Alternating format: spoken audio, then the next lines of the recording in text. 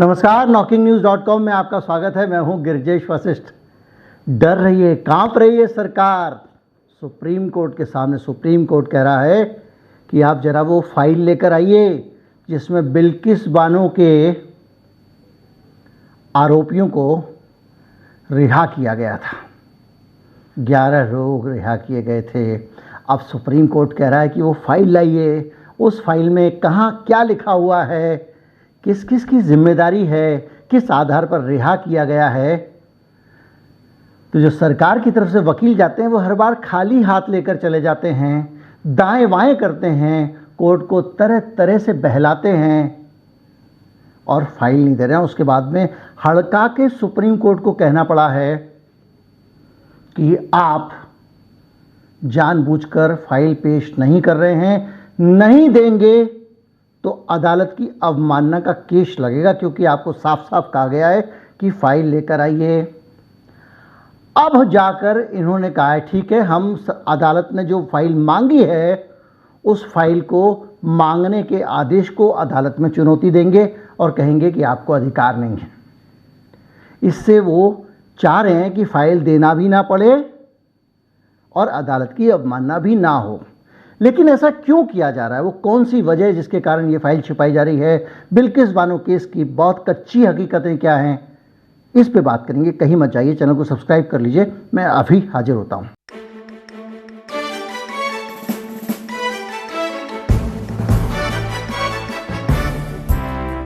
2002 के गुजरात दंगों में, जिस पर अभी बीबीसी की डॉक्यूमेंट्री बनी थी, उन गुजरात दंगों में बिल्किस बानो और उसके परिवार के 7 हत्या हुई हैं। 6 लोग बिल्किस बानो के परिवार के लापता हैं, जिनका अभी तक पता नहीं चला है। एक छोटी सी बच्ची की भी हत्या कर दी गई थी। और बिल्किस बानो के अपने जानने वाले, उनके अपने चाचा जी वगैरह वगैरह, अंकल भाई जो भी बोलती थी, उन लोगों ने बिल्किस बानो के साथ में सामूहिक बलात्कार किया था। 11 लोग थे और उसके तन पर कपड़े भी नहीं थे, उसको छोड़कर चले गए थे। उसी तरह से निर्वस्त्र बिल्किस बानो ने छुपते छुपाते अपना रास्ता किया और पुलिस के थाने पहुंची। महान गुजरात पुलिस ने, बीबीसी डॉक्यूमेंट्री रिलीज होने में बहुत दिक्कत होती है, लेकिन आप सोचिए, गुजरात पुलिस ने बिल्किस बानो की रिपोर्ट लिखने से इनकार कर दिया और कहा कि ये बार बार बयान बदल रही है, रेप हुआ ही नहीं। बिल्किस बानो से चली गई। उसके बाद जिन लोगों को आपने देखा होगा, ज़्यादातर पानी पी पी के लोग, जो न्याय दिलाने वाले लोग हैं, मानवाधिकार की बात करने वाले लोग हैं, जो पीड़ितों के लिए काम करने वाले लोग हैं, जिनको सोशल मीडिया पर दिन रात गालियां दी जाती हैं, उन्हीं लोगों ने बिल्किस बानो के साथ आगे आकर उसकी मदद की। बिल्किस बानो का मुकदमा सुप्रीम कोर्ट तक पहुंचा और इस बीच में लगातार उसको धमकाने का काम चल रहा था। 20 ठिकाने, 20 घर बिल्किस बानो ने, एक बगैर पढ़ी हुई छोटी अबोध बच्ची, 20 ठिकाने उसने बदले हैं। आखिर में मामले को गुजरात से बाहर ले जाने का आदेश हुआ और बहुत सारी चीज़ों के बाद में 2004 में जाके केस रजिस्टर हुआ। उसके बाद निष्पक्ष जांच हुई, बाहर हियरिंग हुई और 11 लोगों को बलात्कार और हत्या के आरोप में आजीवन कारावास की सज़ा सुनाई गई। मीडिया रिपोर्ट के मुताबिक इस आजीवन कारावास के बीच में भी ये लोग लगातार बाहर घूमते रहे। हर आरोपी ने, इंडियन एक्सप्रेस की खबर है कि 1000 दिन से ज़्यादा जेल से बाहर निकाले हैं। 1000 दिन से ज़्यादा मतलब हो गया 3 साल। 14 साल जैसे ही पूरे हुए, इस देश में कानून है, अच्छे चाल चलन के आधार पर कुछ कैदियों को रिहा कर दिया जाता है।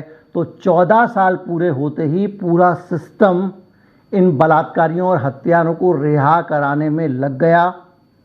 और जब इस काम को करने के लिए उन्होंने आगे, जब रिहा कराने में लगते हैं, तो उस पूरी प्रक्रिया में मामला पहुंचता है अदालत, सुप्रीम कोर्ट मामला पहुंचता है, क्योंकि एक नियम आ चुका है और वो नियम कहता है कि जघन्य अपराध के आरोपियों को 14 साल बाद रिहाई नहीं दी जाएगी।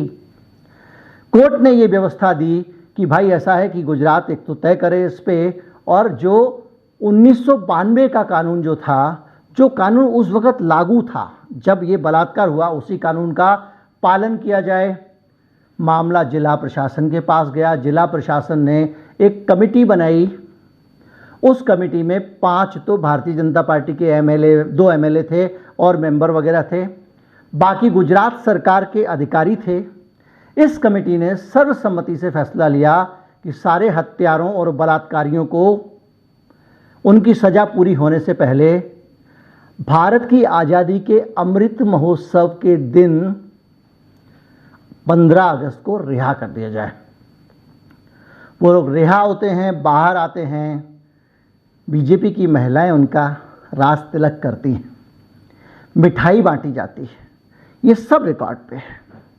और मिठाई बांटे जाने के बाद गुजरात सरकार को घेरा जाता है, तो गुजरात सरकार कहती है कि हमने इसके लिए केंद्र सरकार से अनुमति ले ली थी।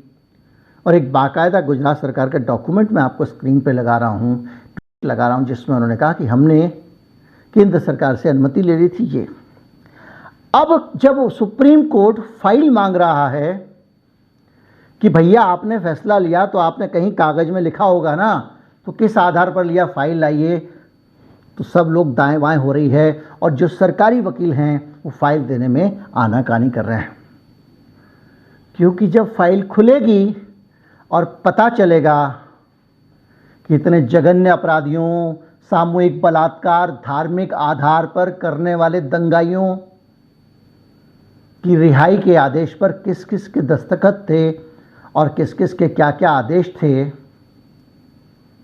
तो देश की एक बड़ी पार्टी की पोल खुलेगी। क्योंकि रिहाई के बाद में भी ये बलात्कारी, हत्यारे और दंगाई एक खास पार्टी के मंचों पर दिखाई देने लगे थे। सबसे बड़ी बात कि अच्छे चाल चलन के आधार पर इनको रिहा किया गया, लेकिन इतना अच्छा चाल चलन भी इनका नहीं पाया गया है। मीडिया रिपोर्ट्स कहती हैं कि जब ये बाहर थे तो ये गवाहों को धमकाने और केस में हस्तक्षेप की कोशिश कर रहे थे। उसके बावजूद हजार दिन, कम से कम 1000 दिन एक आदमी को पेरोल पे या दूसरे नाम पे बाहर रहने का मौका दिया गया।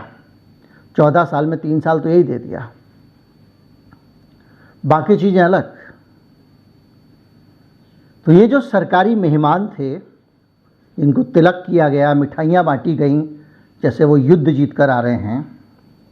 इन लोगों की रिहाई में किसका क्या हाथ है, क्या रोल है, ये सुप्रीम कोर्ट पूछ रहा है। और अब देने की हिम्मत नहीं है, क्योंकि देंगे तो सवाल उठेंगे। लोग पूछेंगे कि छोटी सी बच्ची का बलात्कार करने वाले 11-12 लोगों का आपका झुंड, इतने सारे लोगों की हत्या करने वाला आपकी पार्टी का झुंड, आपकी ही पार्टी के लोग कमेटी में रख के कैसे रिहा कर दिया जाता है? और उसमें किसने क्या रिकमेंडेशन की थी? केंद्र सरकार ने उसमें क्या लिखा था? राज्य सरकार में उसने क्या लिखा था? क्या तर्क थे? अदालत की कार्रवाई में बात होगी तो सामने आएगा। अब बंद लिफाफा तो चलेगा नहीं सुप्रीम कोर्ट में। तो इसलिए हालत ये है कि अपना मुंह छुपाते हुए भाई लोग घूम रहे हैं। देखते हैं कब तक ये सिलसिला चलेगा।